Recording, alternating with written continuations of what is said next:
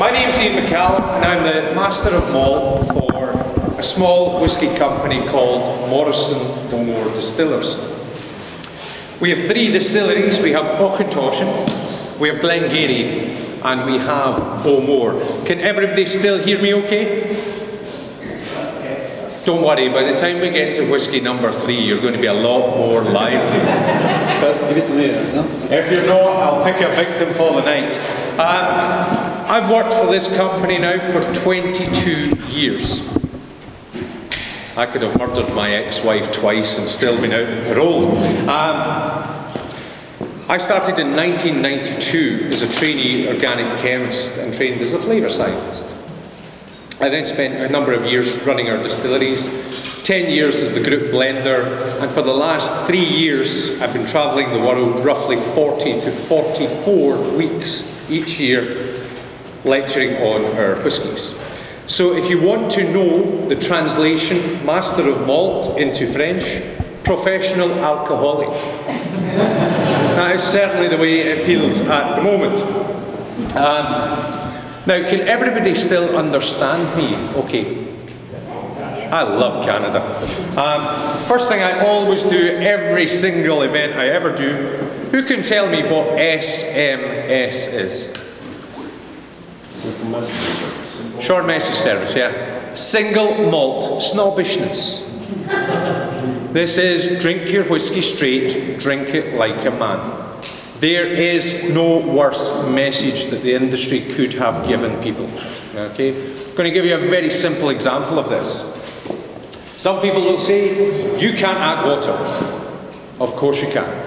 And if anybody ever tells you you cannot add water, please say, I said that they know nothing about the science of flavour. If anybody ever tells you you cannot add ice, please say, I said they know nothing about the science of flavour. If anybody ever says you cannot use a single malt whisky in a cocktail, again, please say, I said they know nothing about the science of flavour. Thinking back originally to cocktails, cocktails came about because spirit was so bad that it was unpalatable. You had to blend it away. Tequila Sunrise, and rest my case. You put grenadine in there, it gives a sweetness that draws away from the oiliness of agave. You then put in orange juice, the citrus note cut through, and actually gave you a better mouthfeel. No longer, now you have incredibly good spirits that you can actually drink straight on their own, or indeed in cocktails. I happen to drink my whisky straight. I can drink a lot of whisky straight. You would not believe the amount of people that go out with this skinny little kid from Glasgow. Okay, just be careful, we drink a lot, okay. End of the night, I'm dragging them back to their hotel room where they can basically not even bite their fingernail. Not something I'm internally proud of, I can tell you that. But you know, just think back to tequila. Who here has had tequila with salt and lemon? You take the salt to numb your taste buds. You drink the tequila, you bite on the lemon, it induces your gag reflex and it keeps bad liquor down. That's why originally you drank tequila with salt and lemon. And just to give you an example of how people's palates differ. Got my first victim of the night. You should never sit close to a Scotsman. Do you drink coffee? No. Do you drink coffee? How do you take your coffee? Latte. You're wrong. I take mine black. Exactly. There is no right or wrong way to take it, is there? So really never let anybody ever tell you, just going to move the drink of champions to the back. It doesn't look good for advertising for the Coca-Cola company. So please make sure that you never put anybody off drinking single malt or indeed whiskies by saying you cannot add water, you cannot add ice, you cannot enjoy it in a cocktail. Okay? Very, very simple message. I want you to think back to your first drinking experience and your first hangover. Everybody remembers their first hangover. Whether you're 90 years old, 80 years old, 70, 60, 50, 40, 30, 20. My first hangover was at 12 years old. Some people are smiling. My mother thought I was a late developing child. She almost sent me for correctional behaviour therapy. And it involved liberating a bottle of McCallum from my mother and father's drinks cabinet. My friends and I, we took it to our local woods. We drank the whiskey, we fell asleep. Sometime later, our taxi arrived. It said Strathclyde Police. And a large Highland gentleman loaded us into the car. I don't remember anything after that until waking up the next morning horizontal on my mother and father's kitchen floor. Now think back to that first hangover. You open one eye and you think, something is not right. You open the other eye and you think, something is certainly not right. My mother, who is small, about 5 foot tall, she's the boss in the house. My father's an islander, built like a cage fighter. He was also the police officer who ran us home. My father was enjoying every moment of my pain sitting behind a newspaper, while my mother was absolutely furious. My father has a motto in life: don't get mad, get even. He made an incredible cooked breakfast.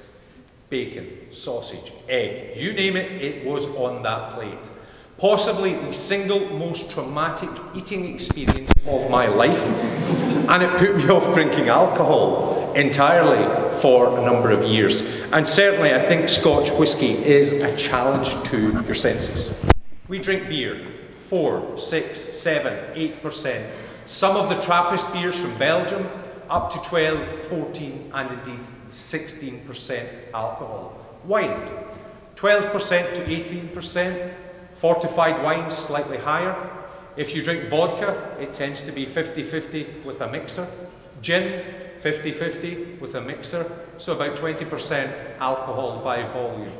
And then boom, single malt Scotch whisky, 40, 43, and in some cases up to 58% alcohol. You drink enough alcohol at 58% and you will fall down. Gives you a chance to rest so you can get back up and drink some more.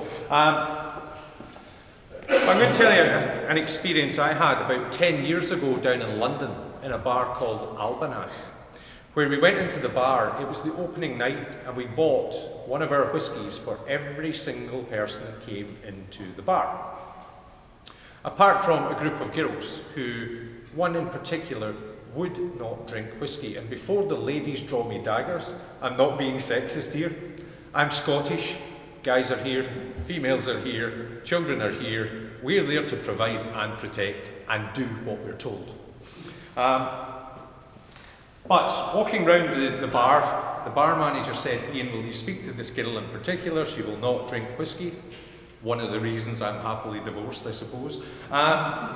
Went over, spoke to the girl, and she said, the reason I do not drink whiskey is that they always give me a big glass, small hands, a handbag. It's not so attractive if you're standing in a nightclub drinking like this. So I asked what kind of glass she liked. A champagne glass, because she could hold the stem. And she had tiny little doll hands. Gave her a champagne glass, put the whiskey in, happy days, please enjoy. Now, as all the men in this room know, females have a sixth sense that we do not have. Females know when we are telling lies. But what females don't realise is that men also have a sixth sense. We know when females are really upset with us. Now, I was making my way to the toilet, maybe 10, 15, 20 minutes later, and quite obviously this girl was not very impressed with me. She was saying, come here. It wasn't come here, honey, it was come here now. And she was speaking to a large gentleman who works for a French drinks company I'm not allowed to name, but sounds something like Grand Marnier. And a particular chap from Grand Marnier spent the next 20 minutes lecturing me on the science of flavour. And as I'm in Quebec, I'm not going to do a French accent, as I may get assaulted. But after 20 minutes, he played right into my hands because he took out a business card, he practically threw it at me and said, if I can ever help you, here's my card. I went into my spot and brought out my card. He looked and he said, "You're not Iain McCallum, are you?" I said, "Yeah." He said, "Why didn't you tell me?" I said, "Well, you never asked." I said, "And the girl that you thought you were going home to cuddle tonight is going home to cuddle her own pillow tonight, and you're going home alone." So never let anybody lecture you on distilled spirits, because the biggest experts in the world started one day as a novice. And that person that tends to try and really influence you on the way that you can drink is possibly the one person that doesn't have the knowledge that will actually help you develop. And I'll show you a couple of techniques today. And there's a few people who've been to some of my tastings before around the room. And I'm sure they'll tell you that you're more aware of your palate after being in tasting. We call it correctional behaviour therapy.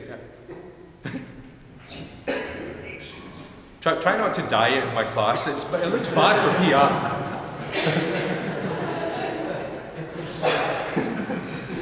Poor man. Poor man. So, I think there's a great synergy between the Scots and the Canadians. Does anybody in this room have Celtic genes? Any Irish, Scottish heritage? There's a great link between the Scots and the Canadian people, and I'm relocating to New York, but certainly I actually feel most at home when I come across the border. It's almost like, and breathe. You spend 20 minutes at immigration, not actually getting, are you a drug dealer? No. Are you a criminal? No. It's just a gene pool issue. I do look like a gang boss. When you come into Canada, you always get somebody who has either a Scottish grandmother or an Irish grandmother, and you spend 20 minutes standing there talking to them about where their family are from. But I think the greatest thing that the Scots and the Canadians share in common, quite simply, bad neighbours.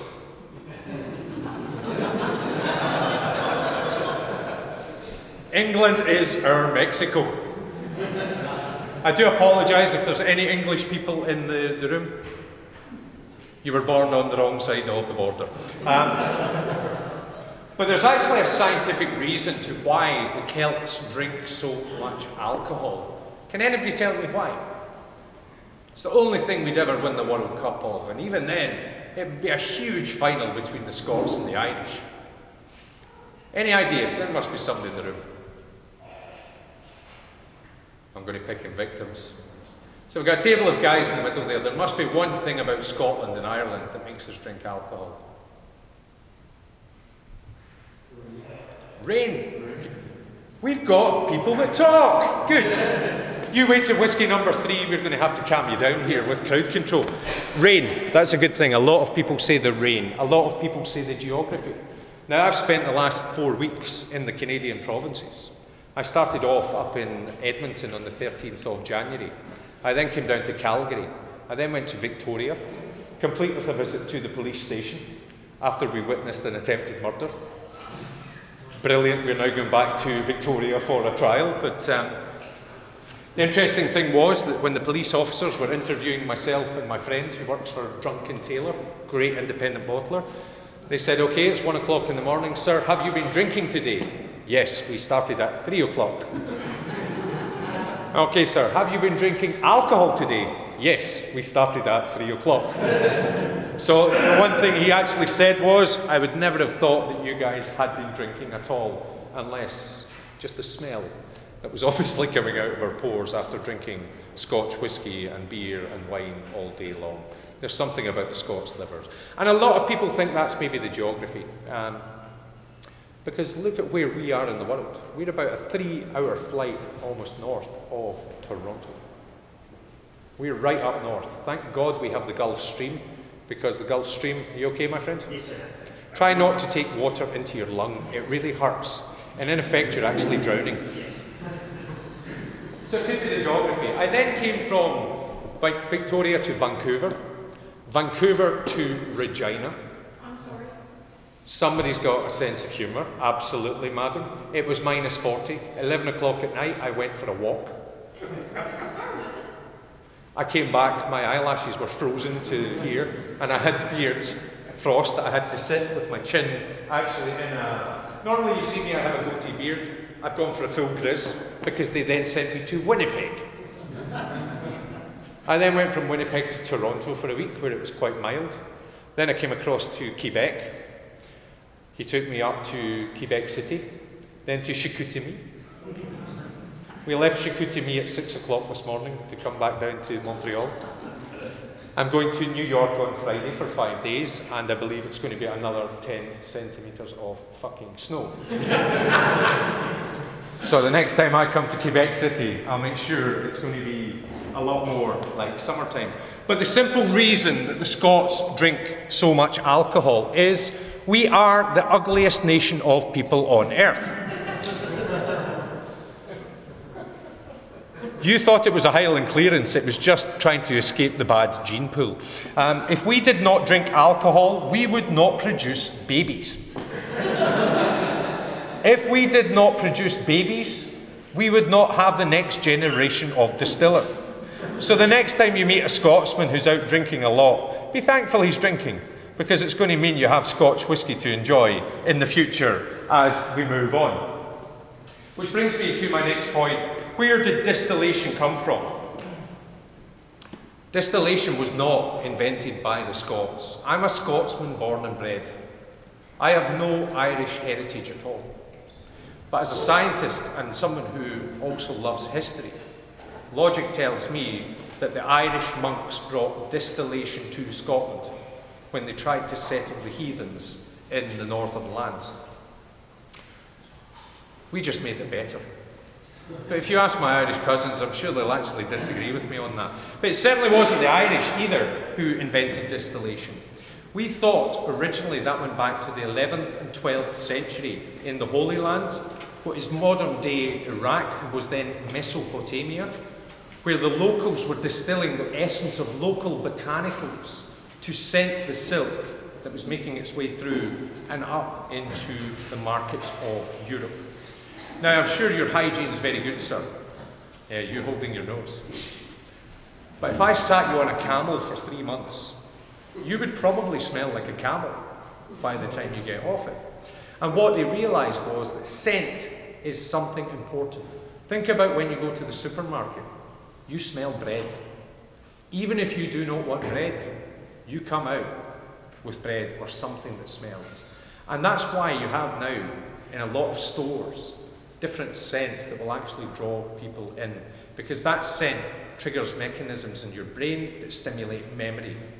Our two most important senses, smell and taste. The one that we use least just now is taste. Think about it. Who here has recently bought chicken? That fine gentleman with a nice moustache at the back. When you bought your chicken, did you pick it up and smell it? No, it was all wrapped up. Absolutely. You go by a use-by date, so you buy with your eyes. We are hunter-gatherers. We were used to going out and hunting and gathering our food. What did we use to tell us it was good? You would smell it. Nowadays, we don't really smell anything unless it's been in the fridge for 24 hours. You may smell it before you think, do I throw that out, or is it still okay to eat?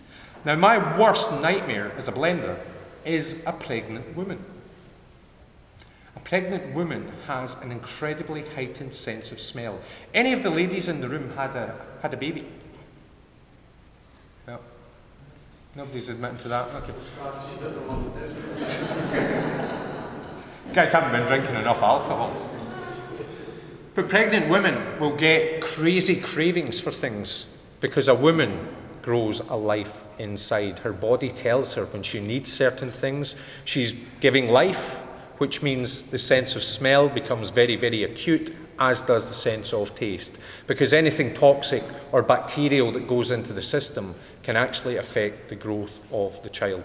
So a pregnant woman having weird and wonderful cravings is her body actually telling her that we actually need something to give the baby the energy and the genes, and not the genes, the lifeblood that it actually needs to survive. The other problem with a pregnant lady is she may give birth in one of my classes. As a man, that is utterly terrifying. So I've tried to avoid pregnant women wherever possible. I actually made a mistake when I was just starting as blender. I had 30 people into the blending laboratory. One lady at the back was bending over, and I thought, okay, madam, if you're pregnant, I can get you a seat. At which point she replied, "No, I've just eaten too much at lunch." That was a hole I did not dig myself out of all day. And even if a lady goes into labour in one of my classes, now I will wait until she's in labour and then phone 911 before you let it out. But you think about your sense of smell, think about your sense of taste. Because I promise you, you will go away from here today, even if you've been drinking alcohol for 50 years, and have a better understanding of your palate.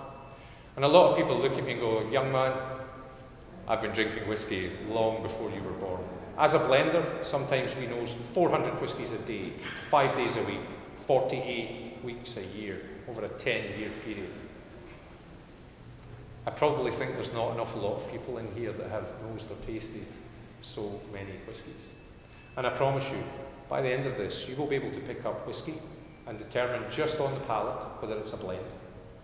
And if it's a blend, you'll get that little bit of sourness at the back from the grain alcohol.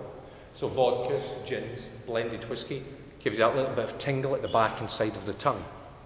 Whiskies that mature in North American oak, Quercus alba, stimulate the front of the palate. Those that mature in European oak, which is a richer source of tannin, stimulate towards the back of the palate. So on our palate, we get 4 primary flavours: sweet, sour, salty, bitter. There is a 5th, umami. Umami is monosodium glutamate in its most pure form. Chinese use it to thicken sauces. It's there in truffle, it's there in champignon. Yeah. I understand enough French to get me into trouble, not enough to get me out of trouble. And that's a meatiness that you will feel on the centre of the palate. Now, people will tell you, you have an even dispersal of taste buds around your palate. Absolutely you do. But what I will demonstrate to you tonight, by the end of this, is that you have slightly higher concentrations in certain areas of the palate. Slightly higher sweet levels at the front. Slightly higher salt levels at the front and side. Sour at the back and side. And bitter really at the back. That's down to human evolution.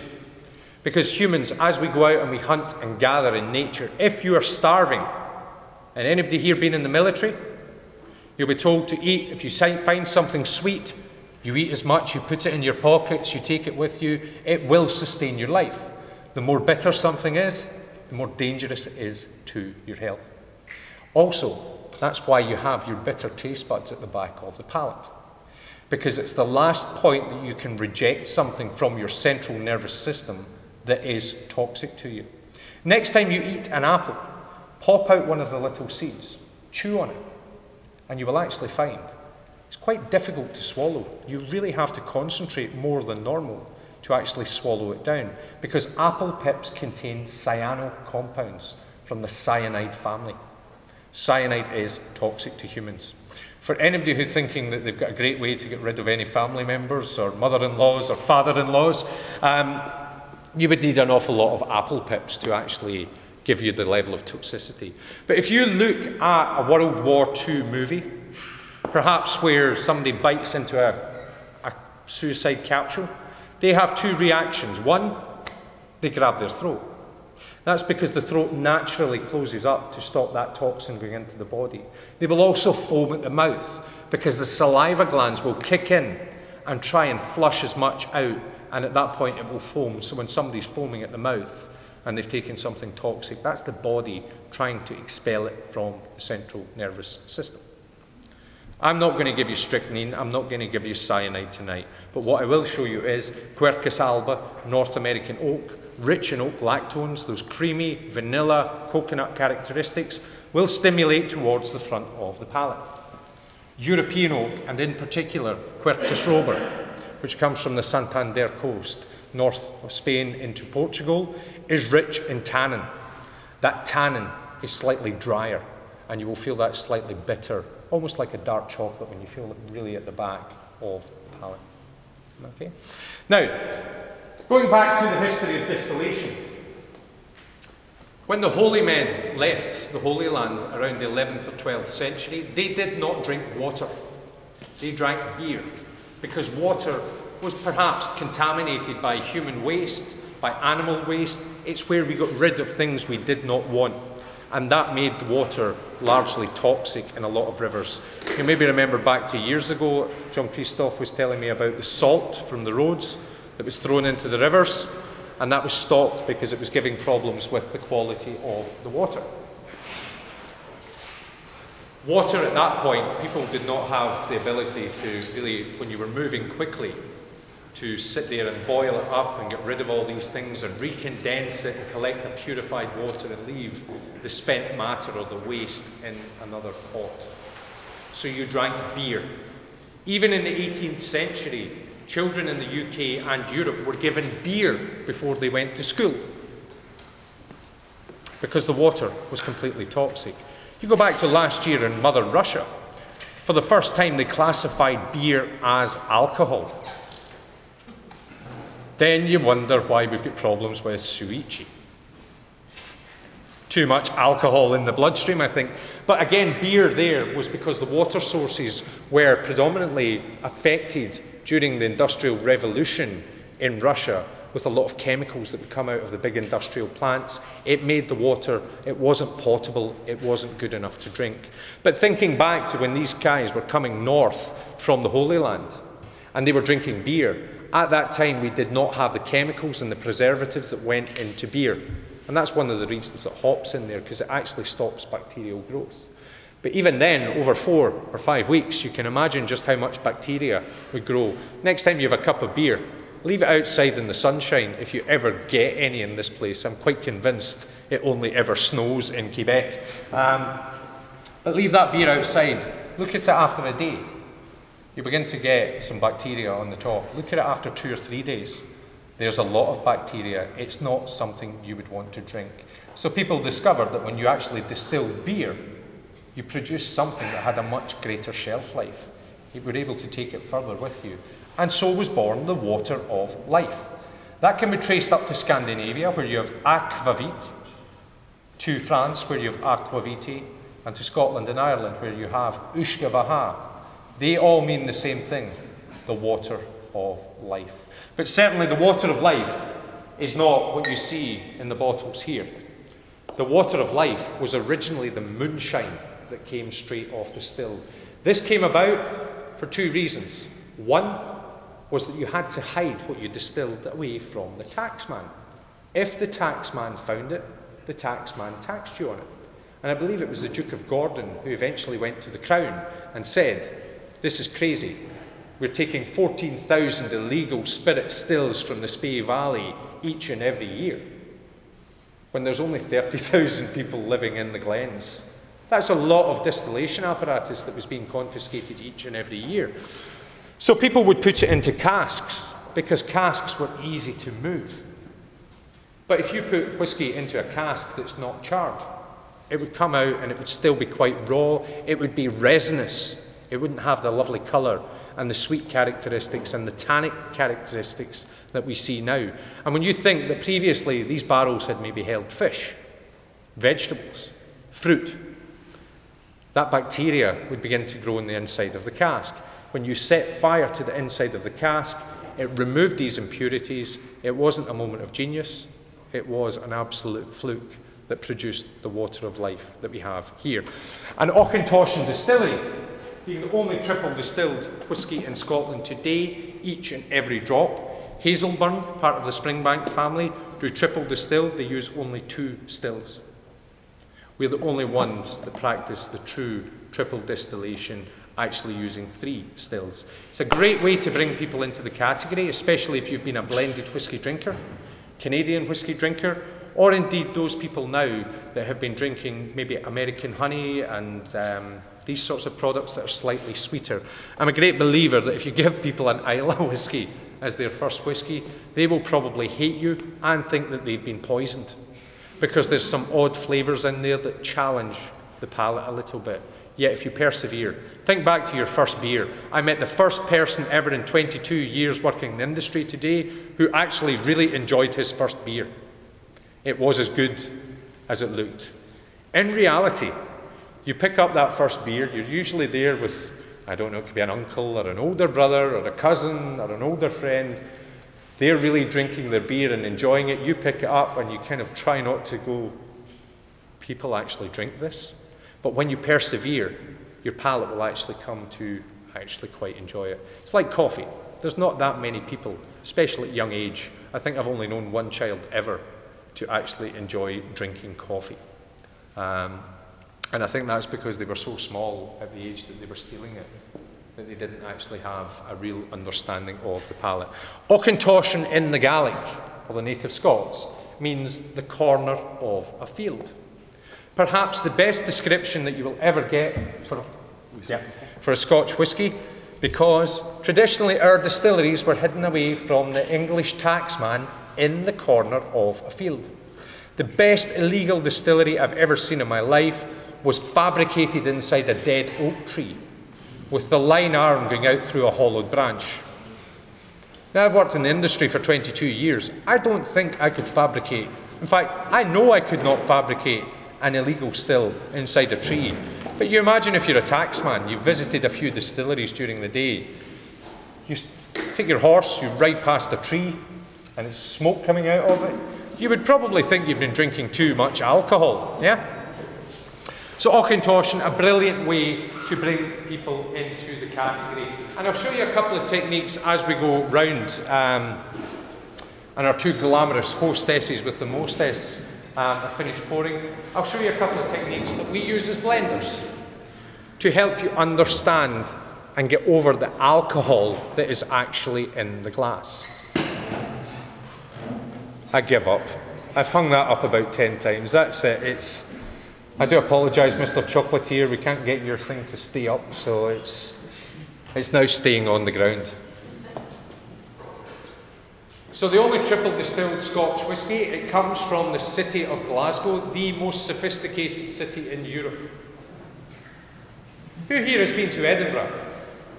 A very beautiful city, yeah? What is your favourite view of Edinburgh? The castle? Anybody else? Could be the Royal Mile, looking up from the gardens towards the castle.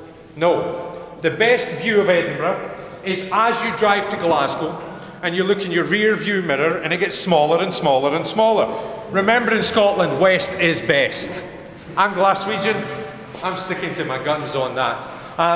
But there only is 2 distilleries of any great volume that produce single malt in the lowlands.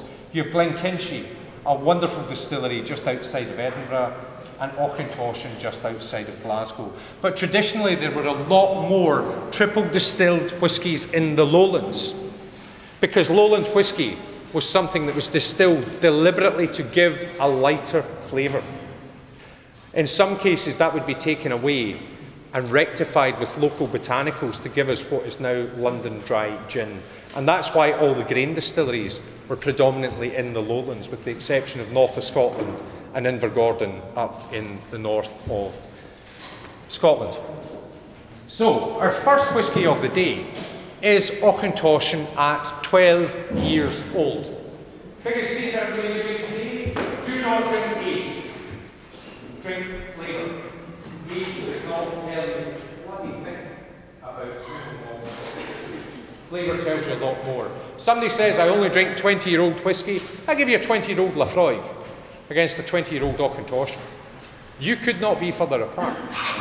Think about the flavours you like, and then you will actually be able to deconstruct in your head actually where you want to go on your journey. Is it Speyside? Is it the Highlands? Is it the Lowlands? Is it Islay? Or indeed, you will probably find that drinking whisky depends on your mood, who you're with, what you're doing. All of these things will actually impact on your palate. Think back to, have you ever gone into a bar, ordered your favourite beer or glass of wine and thought, it's not really doing it for me today. I'm going to order something else, and you maybe change your drink. And yet it's the same drink that you really enjoy at times. But your palate is absolutely affected by mood and environment. Now, we are putting round some amuse-bouche. No. Yeah? No. I do apologise, my French is not that great. You will see that we've got some apricots, and we've also got some figs. The apricots we will actually use with the 12-year-old as a little food pairing once we go through. The figs I would like you to keep for the Auchentoshan 3 wood, We also have some fine dark chocolate, courtesy of this fine gentleman here, which again will complement it. This is also for those who like cigars. The 3 wood is the perfect cigar malt. This, at the 12 years old, is your perfect aperitif. It will clean the palate. It will lift it up. It's almost the sorbet of the single malt Scotch whisky world. Now I want you to give your whisky a spin in the glass. A lot of people will tell you don't spin a whisky in the glass. If I was to lock you up in a cask for 12 years, let you out, squeeze you into a bottle, and then eventually lift the lid off, what would you want to do? Stretch, get to know your environment, let the whisky get to know the environment that it's in. Also, it gives you a greater surface area to nose from, approximately 70% higher in glasses like this. Now I want you to put your nose deep into the glass, none of this. Get your nose in the glass, and I want you to inhale as deeply as you can through your nose. So everybody's nose in the glass, and come on, you didn't do it, I saw you. Get your nose in the glass. What do you smell? Absolutely nothing. Because you've just saturated your olfactory gland, your olfactory epithelium, with alcohol. Okay? So when you see somebody with their nose in the glass, they'll probably be able to pierce their nose and feel no pain. Alcohol is an anaesthetic. Okay? Now, what I want you to do is put your nose deep in the glass again. This time, don't breathe in, just open your mouth wide and close it again. And you will find that when your mouth is open, actually, you get more flavour at the back of the throat. When you think about smelling, we think about inhaling. You starting to believe me? I wouldn't buy a used car off me either, don't worry. I know I've got a face like a criminal. But what we forget is that when we actually eat, there are 2 different types of smell going on. Ortho and retronasal smell. If you chew and breathe in through your nose, it becomes physically impossible to actually swallow. A lot of your flavour determination actually comes from exhalation as you're eating some food. And the olfactory epithelium, if you take your finger down your forehead, run it just to that little dent above your nose, roughly about your finger's length, just behind your eyes. Yeah. This is brilliant when you see people trying not to do it. I'm scratching my forehead, I'm not following you. But just at that little dent that you have at the top of your nose, behind that, and behind your eyes, you have a little bulb called your olfactory epithelium. That is where you detect flavour. That's why when you have the cold, you can't taste anything. In reality, your palate's not congested. Your mucous membranes are very, very congested. And that's why you can't actually get flavour to them. Scientific fact, if I was to grind up an onion and an apple, blindfold you and pinch your nose, feed you a spoonful, as long as they're at the same consistency, you will not taste the difference until you open the airwaves. Try it at the next house party you have. Yeah, it's great fun. Make sure you do the onion last, so that when they open it, it's just an explosion of pungency. So what I want you to do is I want you to keep your mouth open as you nose. Yeah. Now, that is quite difficult. I realise standing in front of an audience, it's not that attractive either. Push your tongue behind your front teeth. It actually encourages you to keep your palate open. And I want you to stick your nose deep in the glass and inhale 1, 2, 3. Take your nose away, forget about it. You'll feel that little prickle of alcohol run down towards the tip of the nose. Yeah? Makes you want to wiggle it, doesn't it? Yeah. Okay, once your nose recovers, go back and repeat this, again with the mouth open. Remember to breathe out, sir. You may hyperventilate and faint. Okay? I've already had somebody drowning. I don't need somebody fainting. Go back and repeat this a 3rd time. Suddenly you don't smell as much of the alcohol. Yeah? Begins to get sweeter. Even you're believing me, sir. He's sitting there looking like a lawyer as if he's going to sue me if I say something wrong here. Go back and repeat this a 4th time, and you won't smell the alcohol. You begin to get that lovely hazelnut, almost like opening a bag of nuts. That little bit of oily viscosity coming through. Almost like a praline. Praline? That's what I said. Yeah. Jeez. Lost in translation. Okay, I want you to take a small sip. Roll it around your mouth, swallow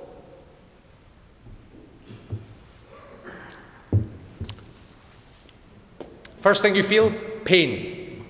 You feel the pain receptors right at the front of the tongue. We have those there so that if we drink something that's too hot, it'll won't burn the back of the throat. Have you ever eaten tomato soup, which burns the front of your tongue and it feels a little bit tingly? Just behind your front teeth you feel that burn, but it never actually burns the back of the throat because your pain receptors are actually stopping that going there, burning your throat and actually making it close. Now I want everybody now to take another small sip. This time don't swallow, so take a small sip, keep it in your mouth. And keep it moving, keep it rolling, keep it rolling, keep it rolling, keep it rolling, keep it rolling. Sit it on your tongue, drop it below your tongue. Bring it back onto your tongue, very gently pull some air through your teeth and swallow. That takes the vapour to the back of the olfactory epithelium. Yet don't suck too hard, you just did what he did. You're going to be a problem child tonight, aren't you? Not only are you trying to faint on me, now you're trying to drown on me.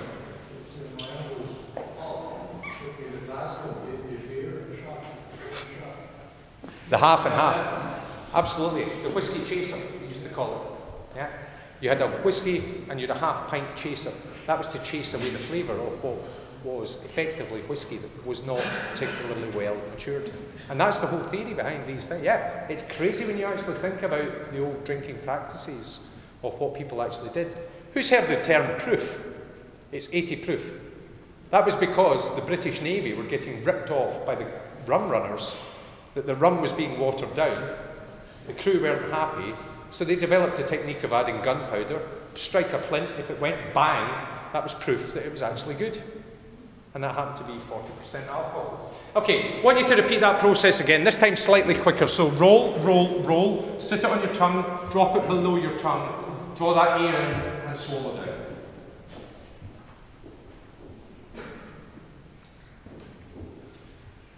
And I want you to think about that sensation on your tongue. We've never been intimate, my friend, as far as I'm aware. We've never been intimate. What's happening in your mouth right now, you'll be aware of that front part of your tongue slightly more than other areas. But of course we can't be really, because you haven't even dispersed. That's because that matures in Huerquesalba, North American oak. Can everybody feel that slightly higher stimulation at the front of the tongue? Okay. Promise you when you get the next whiskey, which is a big influence of tannin, you will feel it dry towards the back of the palate. Take another little sip and see if you can feel that. It's soft, it's gentle, it's elegant, it's sophisticated, like my home city, Glasgow. Yeah, for anybody who's been there, I do apologise. Take one of the apricots. Just bite off a piece of the apricot. Just break it down between your teeth. Take a little sip of the whiskey. Chew the two together.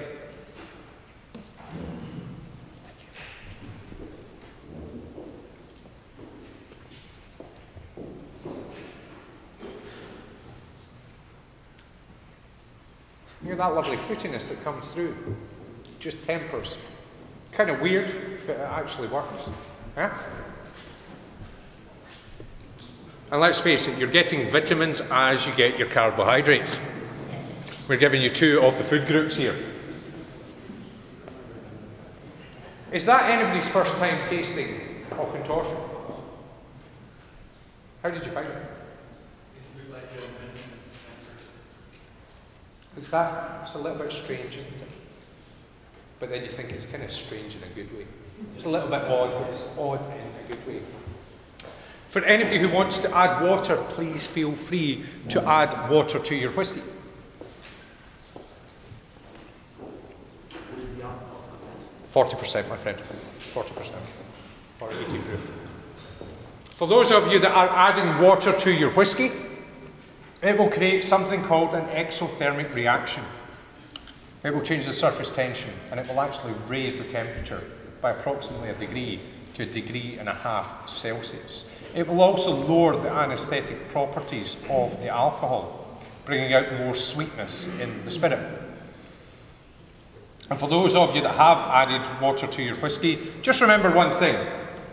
Fish have sex in water. Please enjoy.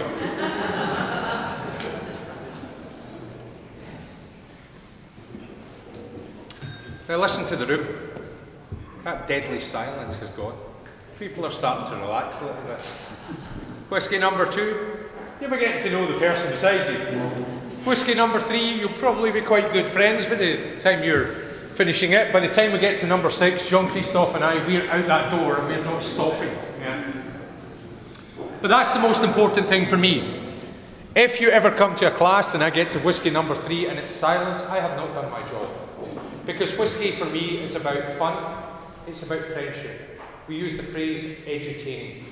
Education and entertaining at the same time. There's nothing worse than going and being lectured as if you're back at university. Yeah? Could anybody who added the water, could you see that it sweetens the spirit slightly? Yeah? In actual fact, it's the same flavour profile that's there. You're just taking away that anaesthetic effect of the alcohol.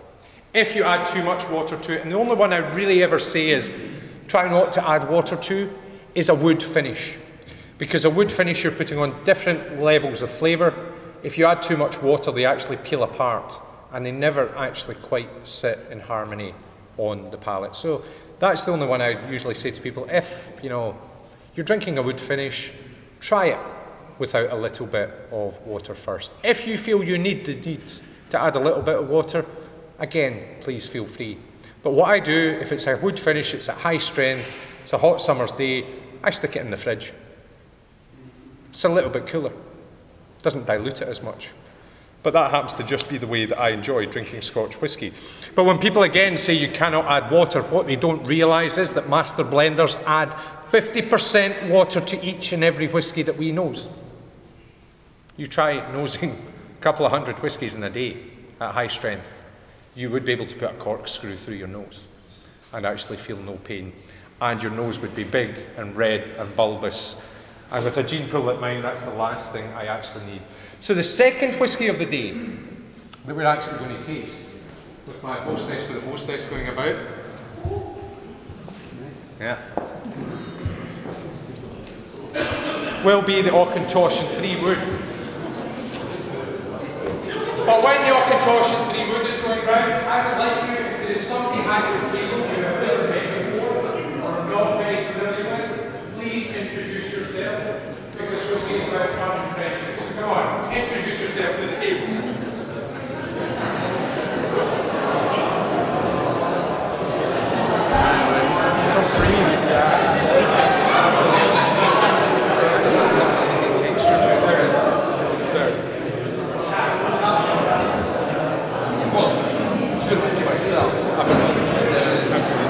But you know, for us, that's a great way to actually get away from the shit. Absolutely. Think about it sensibly. Salut.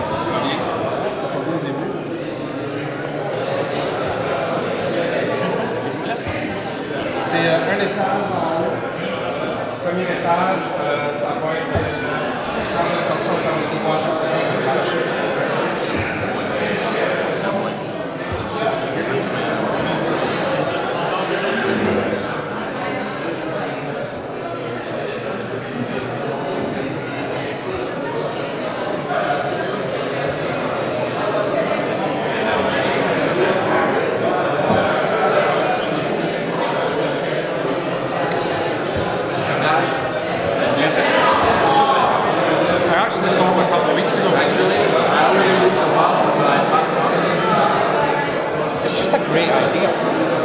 That guy is a genius. I went to a tasting in Montreal, and the fourth or fifth one was empty. I had it before, so I put it in the glass, and then I could make the senses that were lit up and compare it. I hear that's really good. Okay, ladies and gentlemen. One thing a Scottish voice is good for is crowd control. I'd just like to point out a couple of things at this point. Obviously, if anybody is driving, please be aware that with the amount of whisky that you are drinking, you could be slightly over the limit. So please, please, please do not go home and drink and drive. If anybody's driving here, wants to enjoy all the whiskies, please leave your car and get a taxi. It's certainly not worth it. The second thing I would like to point out, now that everybody's made friends around the table, Morrison Bowmore distillers are not responsible for any extramarital affairs that may result from one of our tastings. So now we've got the sensible part out the road, we can continue with the whisky. First thing you'll notice is that this is much darker in colour. This spends 10 years in American bourbon casks, 1 year in Spanish Oloroso sherry casks, and 1 year in Pedro Jimenez casks. So what you get is the lovely oak lactones, the creamy, the sweet, the vanillas that you saw in the 12. We're adding on that lovely acidity that comes from a Vino Oloroso, again quite dry on the palate, and then that lovely distinct stickiness that comes from Pedro Jimenez, which is most definitely that dessert style of whisky. If you've never tried Pedro Jimenez and you really enjoy a Sauterne or a dessert wine, try a little bottle of Pedro Jimenez. It's going to blow you away just what an amazing, amazing product it is. No, it's sherry, my friend. Yeah, sherry. Okay, give this a little spin in the glass again. I want you to nose it the way we did previously. The first thing you'll notice is it's much darker on the nose. If you've still, even if you've only got your empty glass of the 12-year-old, hold it up, put the two glasses together, move your nose from one to the other, and you will see that the 12-year-old glass seems distinctly sweeter. Whereas this is darker, almost that chocolate hazelnut or chocolate fruit wrapped up. If this is your aperitif, this is your digestive. I actually use this to sweeten my espresso coffee. It's also very, very good with a cigar. If anybody's a cigar smoker, I know now it's not so popular, but this is recognised as one of the best cigar whiskies in the world. Try tasting this. Remember the way we tasted. We roll it around the palate, roll it, roll it, roll it, on the tongue, below the tongue, bring it back onto the tongue, draw that air through and swallow, and that will give you flavour and taste.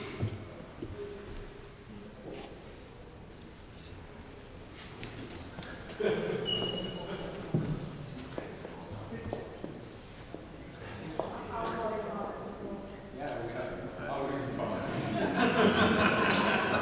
you feel the different mouth effect? It's much drier on the palate than the previous one. Yeah. It's much more when you wrap back a bit over your tongue. It starts at the front and it dries towards the back of the palate. Can everybody feel the different mouth effect? Yeah? How that moves towards the back of the palate. That's why we suggest that this is a digestive style. Goes very well with some good dark chocolate, and it actually goes incredibly well with figs. Now you do have a piece of fig there. We're also going to get some dark chocolate put round. No.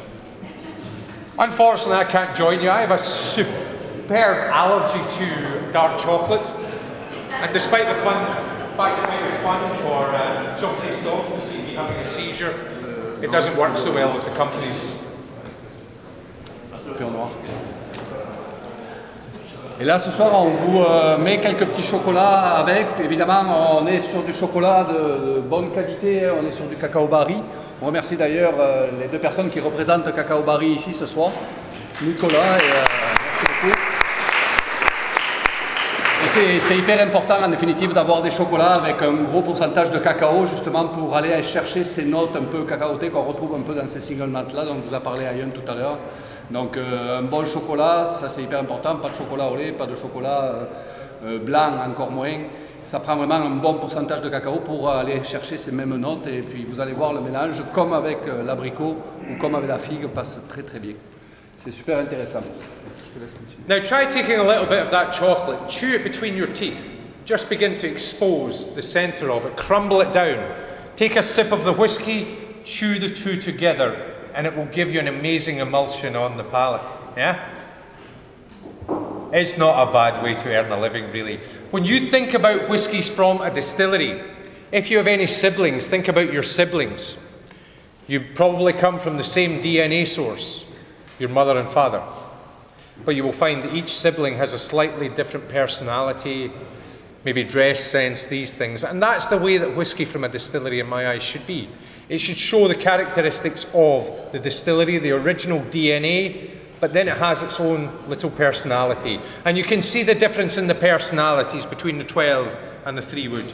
Can you see why I suggest that this is your digestive style of whisky? Yeah? Anybody's first time tasting Auchentoshan 3 wood? What do you think? It's good, isn't it? I'm going to give you just a couple of minutes to enjoy these whiskies while we set about our next thing. And then we'll come back and we'll talk about Glen, which is our Highland of whisky. Simplement pour rajouter que tous les produits que vous avez là ce soir, on se retrouve à la SAQ. Le seul qui soit en produit régulier dans la majorité des SAQ, c'est le Beaumont 12 ans. Après tout ce qui est Beaumont 15, 18, Glen, Auchentoshan 12 ans, ça va dépendre des arrivages. Alors, la majorité c'est dans le style des sélections, des SAQ sélections, mais aussi de quelques classiques qu'on peut retrouver ces produits. Et le Auchentoshan Fluid que vous avez là en ce moment, c'est une importation privée. On en a de disponible à ce moment et ça vaut $71,50 €. Donc vous savez que l'importation privée, par contre, on n'a pas le choix de la vendre à la caisse. Il va falloir vous aiguiller ça. Mais bon, vous avez des amis, j'imagine, donc ça se sépare très bien duquel de ce qu'on fait. Moi, au pire, envoyez-moi un courriel, quand on arrive à 6, je commanderai une caisse avec la SAQ. Vous avez le mélange chocolat,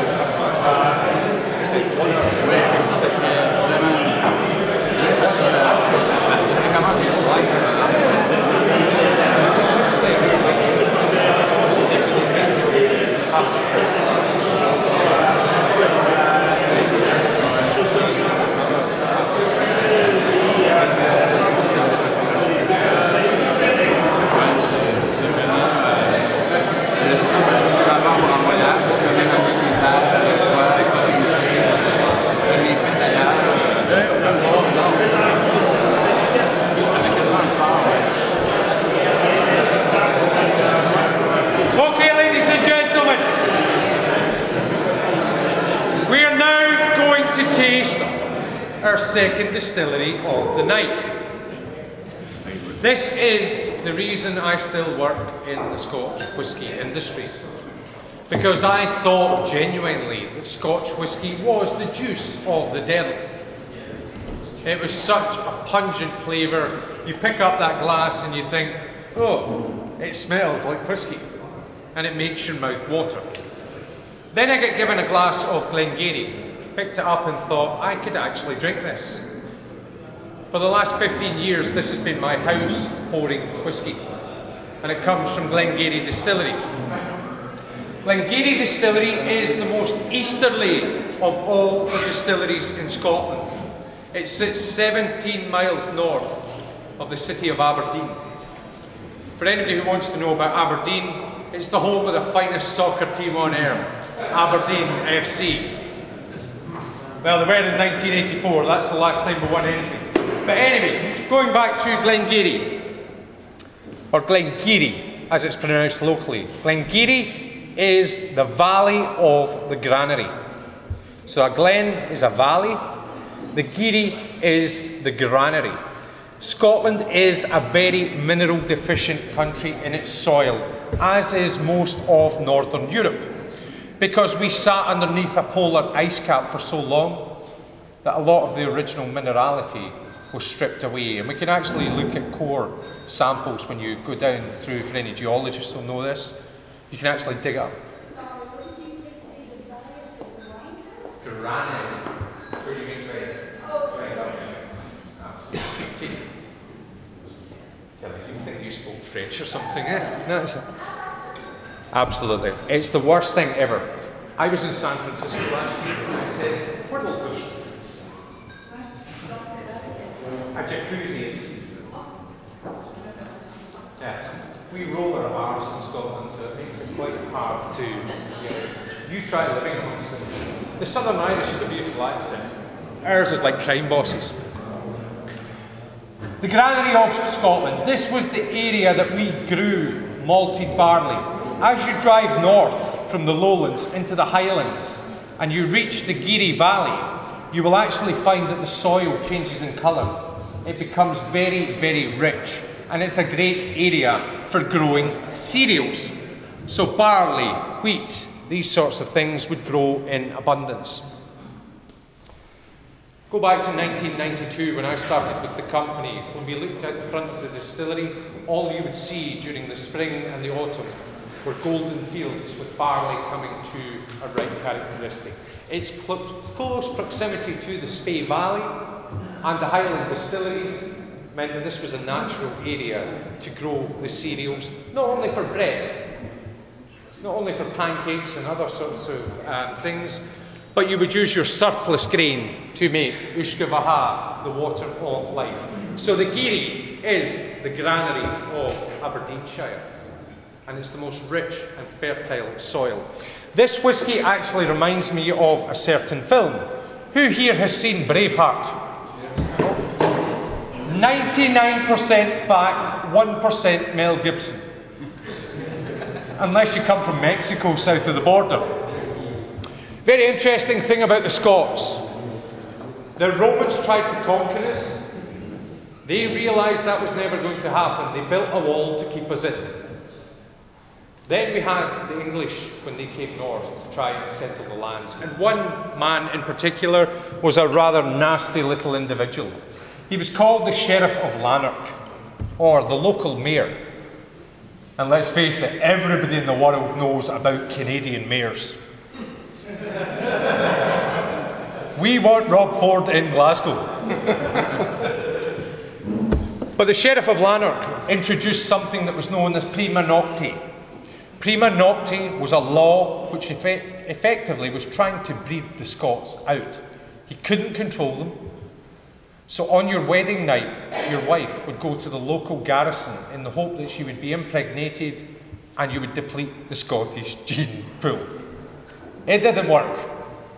Bring that forward to 2006. Al-Qaeda tried to bomb our airport on the busiest day for women and children. That didn't go down particularly well. For anybody who remembers that day, and the last flight was actually in from Toronto, my ex-wife was actually on that flight sitting on the runway. And they closed our freeways and our highways. We knew something was wrong. What we didn't realise was it was 2 Iraqi surgeons who were Al-Qaeda terrorists who were coming to Glasgow to exact their wrath on the British people. Wrong city to choose. Of all the cities in the world not to go to and try and kill women and kids, Glasgow is probably the last one you should go to. We had William Wallace back in 1296. Bring that forward to 2006, we had John Smeaton. John Smeaton was a baggage handler at the airport who was having a cigarette break when the terrorists drove the car bomb into the airport building at the middle of a Saturday afternoon. They tried to set the car bomb off, it did not go off. They then got out and attacked the police officer. For anybody who's ever been at the Scottish airports, you will see our police officers never carried guns. And that was where the older police officers went to finish up their careers. There is actually a picture of one of the terrorists dousing himself in petrol, attacking the police officer. The baggage handlers look round the corner and think, this is not right. You will see John Smeaton with a cigarette in his mouth, while the terrorist is doused in petrol, punching him on the nose so that he couldn't press the suicide vest. That didn't work either. So let's go back to 1296. Why does this make me think of Braveheart? Quite simply, after the Sheriff of Lanark had been pretty nasty to William Wallace's wife, the Lowland clans exacted a revenge on him by basically cutting his throat and leaving him to bleed to death. They'd had their moment of glory. You may remember they're sitting round the campfire, they're quite subdued because they think the garrison armies are coming north. The armies coming north were actually bigger than the population of the lowlands, which was agricultural farmland. It was not populated as heavily as the highlands were at that time. And then the runner comes over the hill and says, it's okay, the Highlanders are coming down in their droves. If you see my father is built like a cage fighter. My 2 brothers are built like a cage fighter. I have my mother's gene pool. I'm built like a lowlander, or an extra from Train Spotting. I can always get a career in movies as a drug dealer if the whisky industry doesn't work out. But these big, robust, powerful characters that represent the Highlands, this for me is that big, robust character. This distillery was established in 1797. It's the reason that the railroad actually went north of the city of Aberdeen, because this is a spirit that was highly revered amongst the whisky blenders.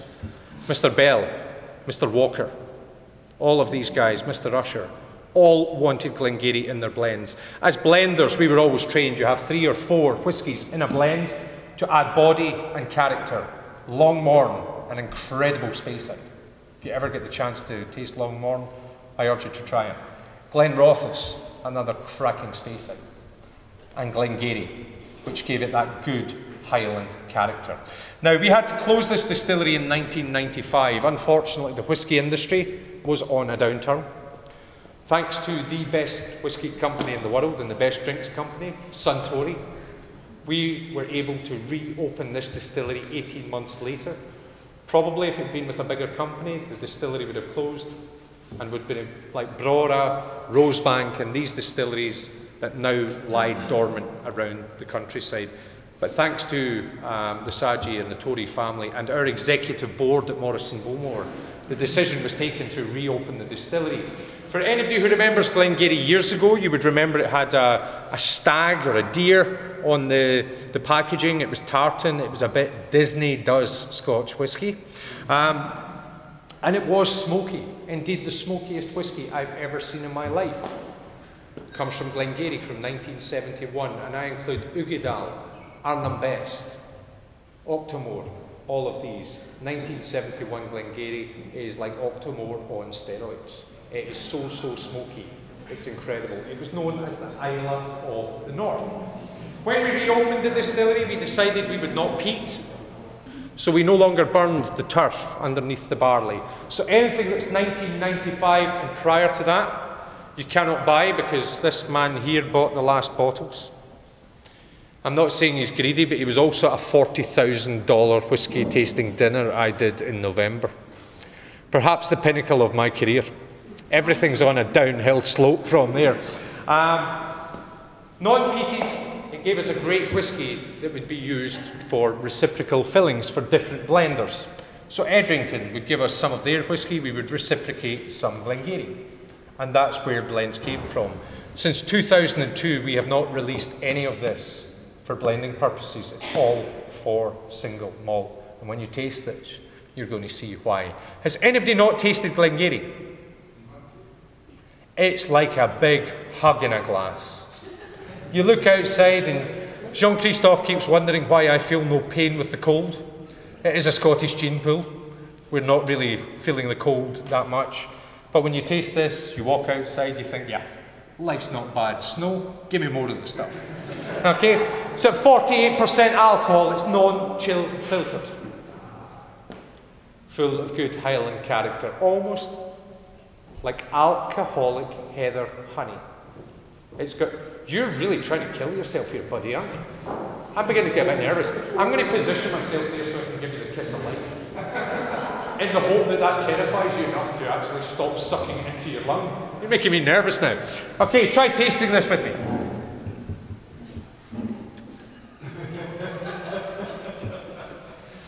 I know. PR nightmare. You've done already? Yeah. I think I should.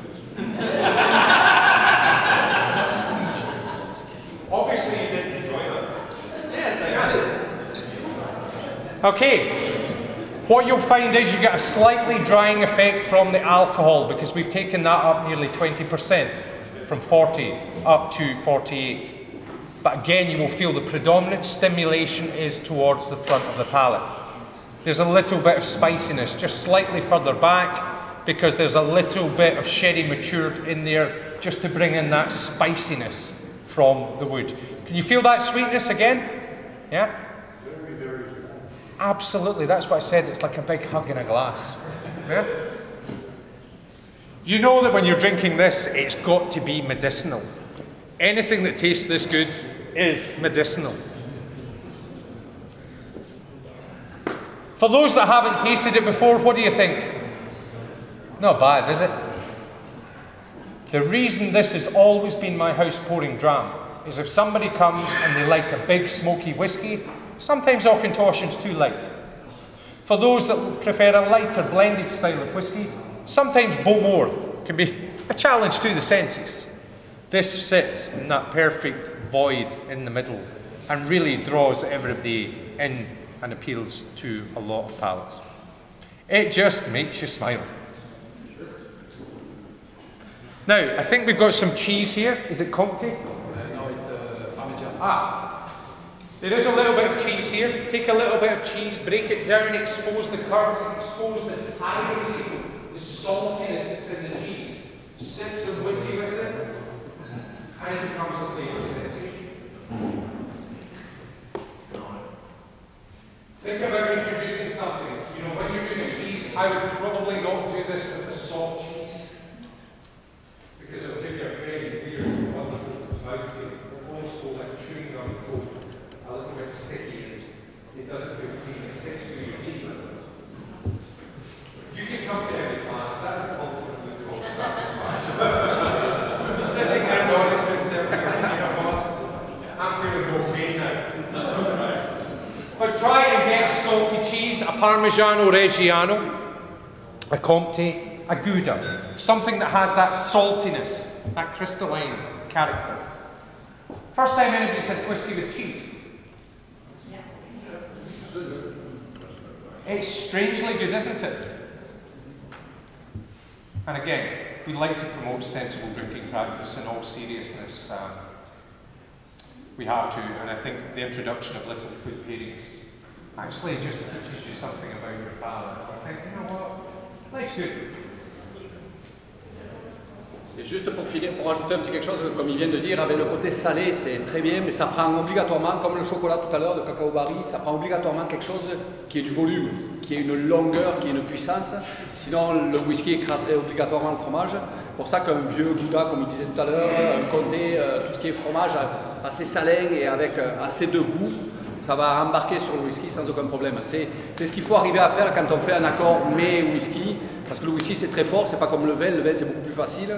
Le whisky c'est quelque chose de très très fort, donc ça prend obligatoirement des choses qui ont, comme le Cacao Barry tout à l'heure, quelque chose avec un gros pourcentage de cacao, vraiment pour amener et puis pour accompagner le whisky dans sa longueur. Parce que ce qu'il y a de beau dans le whisky, une fois qu'on a passé cette boule de feu, c'est cette persistance, c'est ces arômes qui reviennent tout le temps en arrière. Et quand on a un fromage ou un chocolat qui accompagne ça, c'est merveilleux. Voilà, voilà. Mais j'espère que vous appréciez. Can you talk a little bit about the aging process, the warehouses, how large they are, if the barrels are rotated? We, in the Scotch whisky industry, we do not do what happens in the bourbon industry. In the bourbon industry, when you go to the rick warehouses, and indeed when you go to Yamazaki and Hakushu in Japan, they have very different seasons to Scotland. We really only have 2 seasons. We have cold and wet, we have warm and wet. In the middle of June, you could get snow. On Christmas Day, it could be 17 degrees Celsius. It's absolutely ludicrous. Thanks to the goddess of nature and what she does with the Gulf Stream means that we have a very even temperate, which tends to be maybe high in the summer of plus 15 degrees Celsius, a low in the winter of maybe -5 to -10 degrees Celsius. So we don't have the great fluctuation in temperature that you will actually see in Louisville, where in the winter it's brutally cold. And in the summer, it's extremely hot and humid. Same in Japan, which means they have to rotate their casks around the warehouse to get even maturation. At Morrison Bowmore, we practice the old traditional style of dunnage warehousing, which is that we stack the casks 3 high, each cask gets there by hand. I went up against a Swedish biathlete who does the winter cross-country skiing and then the shooting. This guy was built like Dolph Lundgren. And he decided to challenge the skinny little Glaswegian to see how many casks we could move. By the time he got to cask number 10, he was bent. He could not move anything else. By the time I got to cask 30, I said, have I proved my point? It's not what you have, it's how you use it. And if you move that spirit in the cask, it moves a lot easier. He was using brute strength to try and lift 200-litre casks up. That doesn't work so well. So we get a very even maturation. In the warehouse, you can touch the top cask, you can touch the bottom cask. So you don't get a great fluctuation in the temperature in the warehouse. Very even maturing. The quickest casks to mature are American bourbon barrels. They hold approximately 200 litres of alcohol. You then have a hogshead. As we ship bourbon barrels across, as anybody who's been in the North Atlantic and seen Scotland, I was in Japan when the tsunami struck, and it was terrible because I worked for Suntory and they're an amazing, amazing company. But that tsunami was about 1.8 to 2.5 metres in terms of swell that came through because the coastal plains are so low. Before I left Scotland on January the 10th, we had a 30-metre swell off our coasts. And that was just another stormy day because our floodplains actually sit quite high, and you'll never find the coastal villages facing the North Atlantic, because when the goddess of nature decides to beat her carpet, God help us on that little island, because we get some ferocious winds. As we ship them across the sea, the bourbon barrels, we lose maybe 8 to 10% to damage. They make the best fuel for your barbecue. They infuse your steak beautifully. However, it's also very, very expensive when you're paying $600, $700, $800 per cask. Yeah. You take that back 5 years, we were paying $300 a cask. You wonder why whiskey's increasing in price? Cereals have doubled in price. Think about your utilities bill at home. Are you paying the same for your electricity just now as you were 5 years ago? Paying less? All these things are going up. Not only that, glass manufacturers need energy to make glass, which means their costs go up. Casks have gone up dramatically in price. So rather than throw these casks away, what we do is we break them down. We add in some extra staves, we increase the capacity of the cask, put fresh wooden ends in. That's wooden ends that have never ever touched whiskey before, or bourbon, and it brings in a little bit of spicy characteristic to the whiskey. You then have the sherry butts, which are 500 to 550 litres in capacity. Each one of these weighs half a tonne. Our warehousemen will move 80 of these in a day each. Imagine shoveling 40 tonnes of snow off your path each and every morning. Well, maybe this is the wrong province to actually say that in. Slower to mature, the larger the size of the cask, the less spirits in contact with wood, it means it's slower to mature, which tends to be why you see more sherry expressions that are in the teens, and it tends to be bourbon cask matured in the lower ages of that. Okay.